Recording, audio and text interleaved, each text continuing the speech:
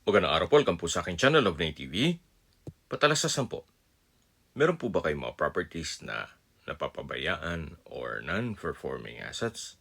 Plan nyo ibenta, pero wala kayong oras pagbibenta nito. Kung ito'y pagkakatiwala nyo po sa amin, tago lang po kayo sa aking numero, usap po tayo, gawin ko po ng video for free. Yes, libre po, wala po kayong babayaran. Tutulungan pa namin kayo mabenta ang inyong property.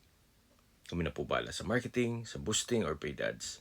Even sa tripping, hindi na po kayo mapapagod sa pag-entertain ng mga buyers. Kami na po bala sa lahat. Tawag lang po kayo. Nandito po tayo ngayon sa Taal View Heights Subdivision, kung saan meron po tayong bagong video presentation. Isang residential property na may lot area na 928 square meters. Ito po titulado, buhay po ang may-ari, kaya wala po kayong maging problema sa documentation o sa transfer ng title.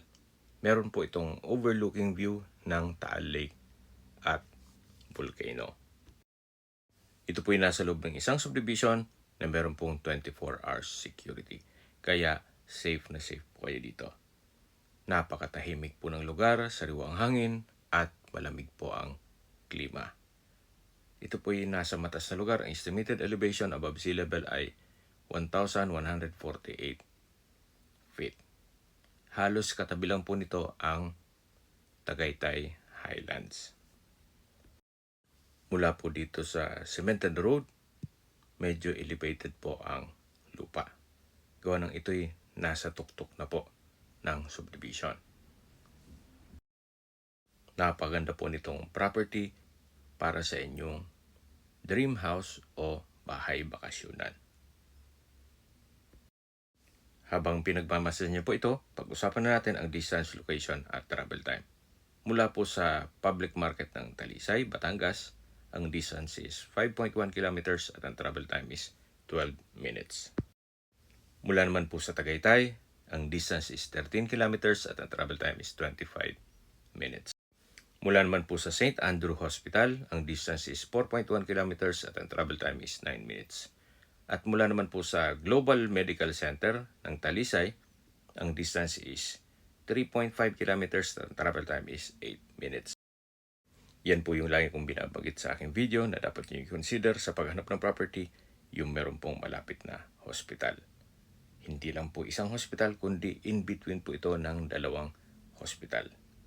Hindi ko naman po sinasabing sakitin kayo, yan naman po for emergency purpose lang naman. At mula naman po sa Startol Tanawan exit, ang distance is 14 kilometers at ang travel time is 22 minutes. Kung manggagaling naman po sa Manila o sa airport, ang distance is 70 kilometers at ang travel time is 1 hour and 17 minutes. Dalawa po ang entry at exit points. Itong property, pwede po sa Startol at pwede rin po dumaan sa Tagaytay. Sa mariski po ng video, summarize ko lang po, ito pong property ay nasa Taal View Heights. May lot area po ito 928 square meters. Ito po titulado, buhay po ang may-ari, kaya wala po kayong maging problema sa documentation o sa transfer ng title. Okay, sa presyo na po tayo. Binibenta po ito ni owner sa halagang 7,500 pesos per square meter net.